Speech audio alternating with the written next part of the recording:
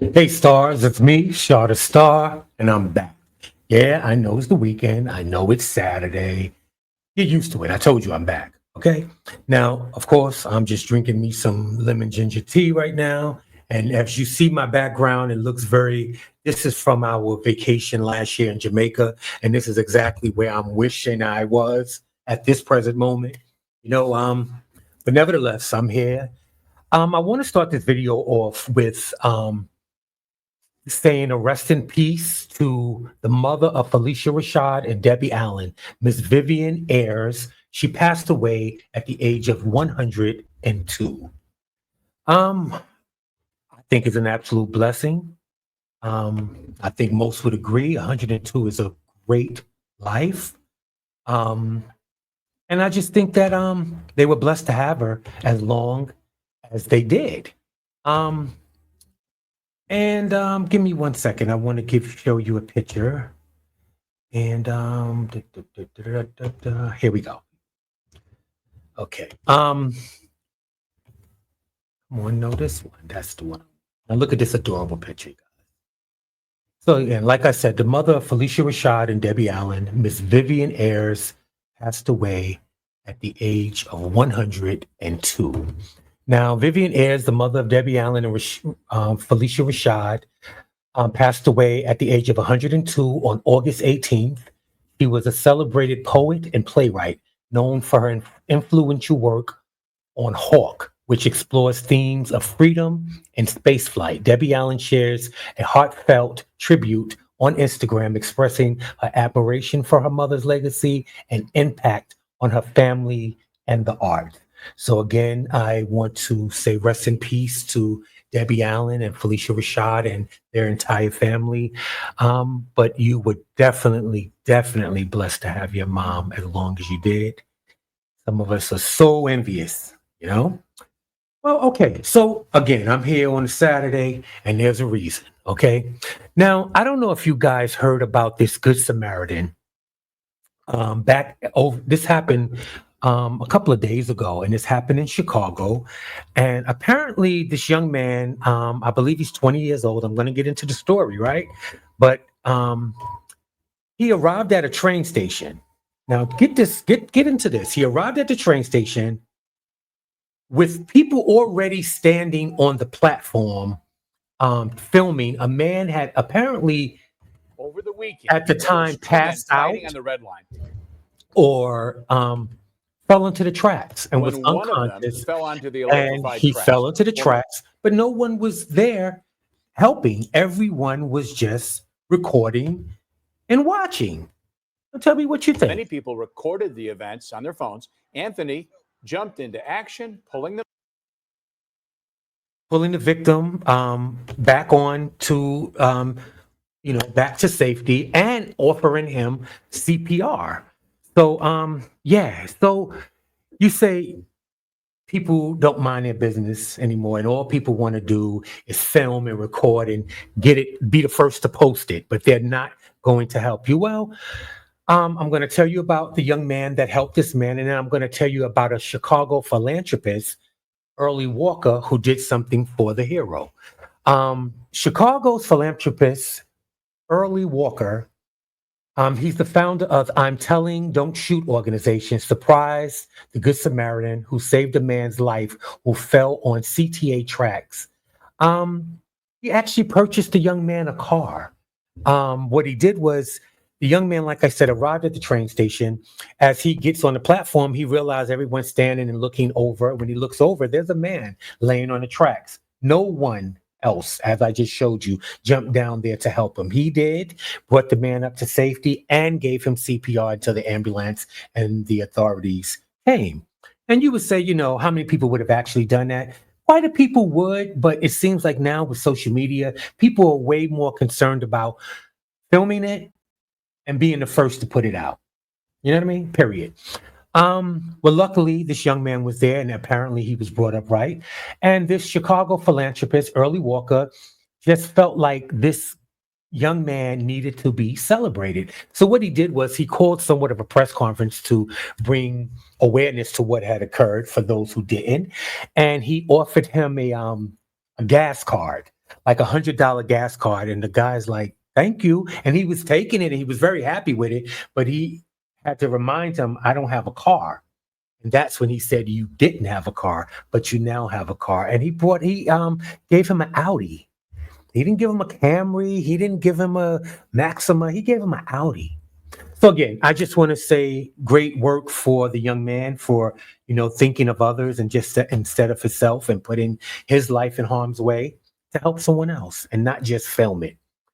Okay, so I also have a story. This is really, really weird. So I want us to kind of dissect this one a little bit and tell me if it makes any sense to you.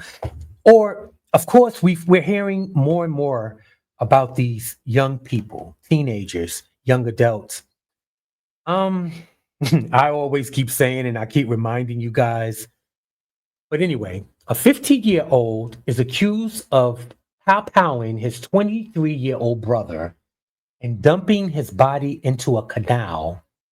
Why? Because he was mad about being forced to clean the kitchen tiles. So apparently, from what I understand, I'm going to show you a picture of the young man, which is here. And this is the young man.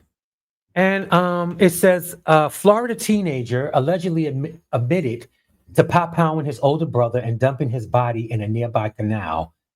But the mother, she seems to think that she knew why. She said she had pretty much left instructions for the brother to, I don't know if it was for the older brother to do it. And you know how sometimes older brothers pass the brunt work off to the littler brother. I don't know which one. The mom wasn't clear, but she said that she believed that all of this occurred because she had left instructions that she wanted her tile floors scrubbed, like the grout in between. And again, these young people they don't know anything about hard work, and I'm not going to do it, and he could do it, and whatever happened. However, the older brother got the younger brother, the 15-year-old brother, to do it, and he did it. But apparently he wasn't too happy about it, and I think he thought that maybe the mom said for him to do it, and he somehow tricked him into. So he pop-out him and put him into his own trunk. The 15-year-old didn't have a car. He put his older brother into his own trunk and drove him down to a nearby canal and disposed the body for cleaning the kitchen tiles.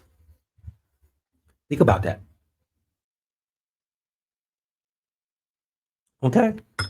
Well, listen, I don't even know what to say about it. I think that listen, we are in a bad state.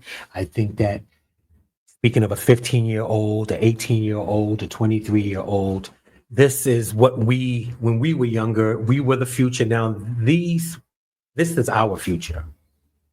And this is what they're doing. It's sad. And I'm sure we'll hear a little more about it because this just happened. And the boy name is I'm not even going to tell you his name because he's 15 years old. It doesn't even matter. However, he popped out and unalived his brother because the brother made him scrub the kitchen floor. I'm going to move on to the next. It's diabolical. Now, I usually tell you about stories about the planes, right? And it's this, that, and the third. So now I have actually have a story that you might actually like, and believe it or not, it actually involves Delta. Okay, so this is what happened.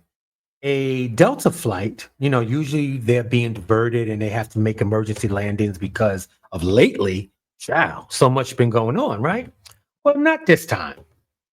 This particular time, a Delta flight to San Francisco had to be diverted after passenger goes into labor mid-flight. So that's a good thing. No, the wing wasn't falling off. No, a wheel didn't explode. No, the engine didn't explode. Actually, somebody actually went into labor mid-flight. Okay, so now I'm going to tell you the story. Give me 1 second. Now let's open this up. Come on. Here you go. Okay, so come on. A Delta airline flight from New York to San Francisco made an unscheduled landing in Columbus, Ohio on Wednesday after a passenger went into labor mid-flight, according to flight data and passengers' account. Delta Flight 668 and Boeing 757-200 departed JFK Kennedy International Airport at 6:53 a.m. and was bound for San Francisco International Airport when the crew declared a medical emergency. Roughly an hour into the journey, flight attendants alerted the pilot after the passenger reportedly began experiencing contractions and the breaking of her water, according to FlightWare. So they had to make an emergency landing, like they said, in Columbus, Ohio. However, she had the baby on the flight. The crew requested priority clearance to John Glenn Columbus International Airport, where the plane touched down safely at 8:45 a.m. and paramedics were waiting at the gate. Um, what can we say? I'm sure, like I've heard in the past, where women that have given birth on planes, somehow they get free flights for life or something, or the child gets free flights for life. I remember this years ago. I don't know, cheap as they are, I don't know if they've given up anything at this point. But yeah, I remember when kids would be born on an airplane, they would get free flights for life and stuff like that. So let's see what happens. And luckily, nothing was going on with the plane itself, thank God, right? Well, I came across this was on social media, and I came across it a little bit because I follow Monica, and I don't know how many of you guys actually follow Monica, the singer. And anybody that knows Monica knows that Monica and Brandy, for instance, have always had a very soft spot in their heart for Whitney Houston, right? And allegedly, Bobby Brown's current wife, Alicia, who he's been married to with for quite a while now and has a child or two with. I'm not quite sure. I think it's one child though. But nevertheless, um, Bobby Brown's wife Alicia wants people to move on from his relationship with Whitney Houston. Bobby and Whitney were their time. I'm the yin to his yang now. So allegedly, that's how Alicia feels, and she's tired of people always, bringing up Whitney. But that's what you married into. Nobody would even be talking about Bobby as much if he wouldn't have been married to Whitney. Let's be real. Okay. Well, Monica had to kind of clap back, and if you know anything about Monica and Brandy, they know how to clap back. But this one was Monica. Monica, and on her Instagram, she clapped back and said, "That's respectful, but that's a conversation for him. Whitney wasn't and isn't mentioning him. You can't keep mentioning her and them to us and say move on. Sorry, I'm triggered." So apparently Monica wasn't having it. And like I said, Monica and Brandy has been known to have a real soft spot for Whitney. So I advise you not to come for her. And if you feel that way, keep it to yourself. I mean, let's be honest. Bobby Brown was a superstar in his own right at his time. However, his star had started to drop while he was Whitney, and while he was with Whitney, and Whitney and them have been together for a long time, right? So it was almost like he disappeared under her stardom. However, whatever, because Bobby was talented, and if Bobby wanted to continue his career the way he was, but we all know allegedly there was some type of substance abuse and things like that, and we're not going to get into that. My point is, part of who Bobby Brown is because of Whitney Houston. And you're always going to hear a Whitney Houston connection to Bobby Brown because they had a child together who's no longer here. So there's a legacy. So if this is true, and allegedly, Alicia, get your life together, girl, because nobody would even know who you were. Okay? And I'm sure a lot of the coin and a lot of the interviews that Bobby make money from is because of Whitney.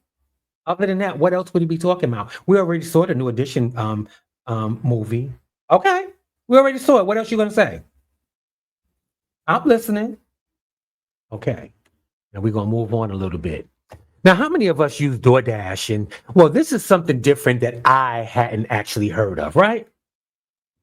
Now, a woman in Milwaukee, her name is Janiyah Jones. She's been charged with felony criminal damage to property and disorderly conduct after she allegedly tracked down a Doordash delivery driver at her home and caused over $10,000 in damage to her vehicle.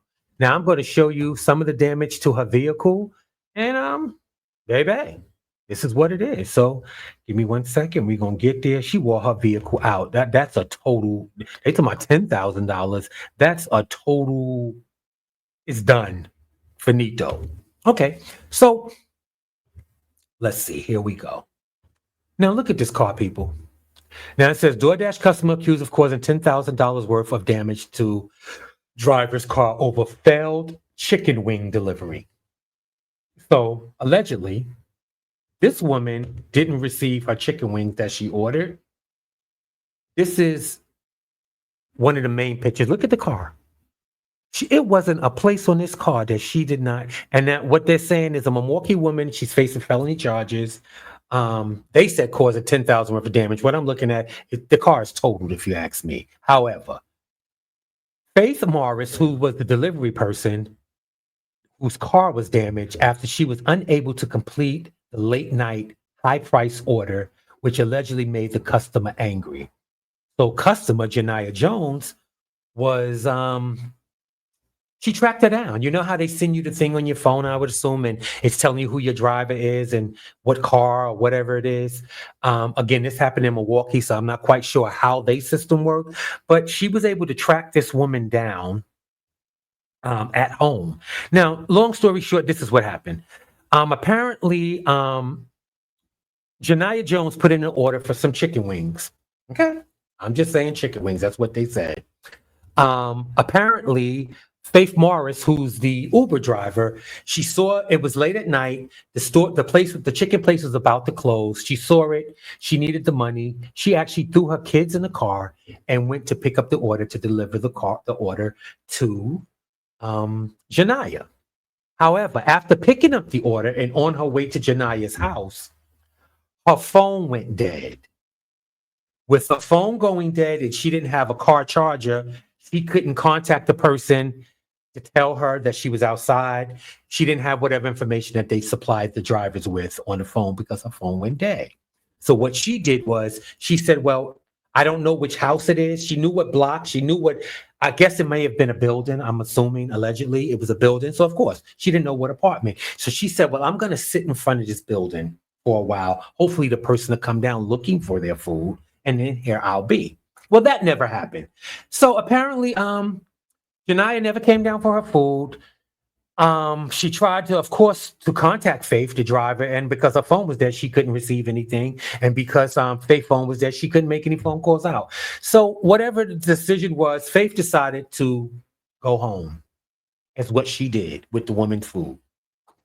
Now, I don't know how much of a good choice that was, but somehow Janiyah Jones was able to track the woman. Even though her phone was dead, she was able to track the woman. She tracked the woman. She knew what kind of car she drove. She tracked the woman to her home and then took a crowbar and a tire iron, a crowbar, and something else, and she started to wear the woman's car out. So this is what you see. She destroyed the woman's car. They said causing over $10,000 in damage over a chicken wing order, where all she had to do was actually call DoorDash and tell them that she never received the order, and they would have credited her account, so she wouldn't have been out of anything. Now, I understand that the store that she wanted her chicken from was closed at that point, but baby, so now you're facing felony charges, over $10,000 worth of damage for some chicken wings. Conflict resolution. Conflict resolution. You know how many times me and mine have had our orders messed up by DoorDash and Grubhub and everything else, and we're not happy about it. And yeah, you might have to wait a little longer for your food, or you might have to find some place, but it's part of life, people. This is what happens. Listen, guys, that's what I got for you today. I want you guys to enjoy and have a great weekend. I wanted to give you something to look at, something to listen to, and let you know that I'm back. I'm back. Listen, before I go, I had a little issue with a friend. Started yesterday and it continued on today. And you know how sometimes you're friends with people and sometimes things are, you may not agree on things. But I'm a strong believer that we can agree to disagree, and yet it doesn't change the friendship. It doesn't change how I feel about you. It's just that we don't agree about this particular subject. So I'm just saying to those that are listening, when you have these friends and you genuinely consider them friends and you try to give them as much respect and lead way, and I'm sure they give the same grace to you, because none of us are easy to get along with all the time. And some of us are headstrong. And when we see things one way, that's how we see it. But you have to understand that when you become friends, you could be friends for a short time or a long time. It's always going to be a learning curve, because there's always going to be something or a certain circumstance you haven't saw that person in, and you don't know how they're going to react. So again, like I said, if I and anyone that's out there at the sound of my voice and people that are genuinely friends to me, if I offend someone, I am the first to admit it and apologize. However, you shouldn't even say however after you apologize, right? I apologize. And there's no however. How about that? I love you guys. I want you to check on your strong friends. I want you to check on your strong family members. Just reach out. You never know what it means. You never know what people are going through. And until next time, I love you guys. See you soon. Enjoy your weekend. Be good.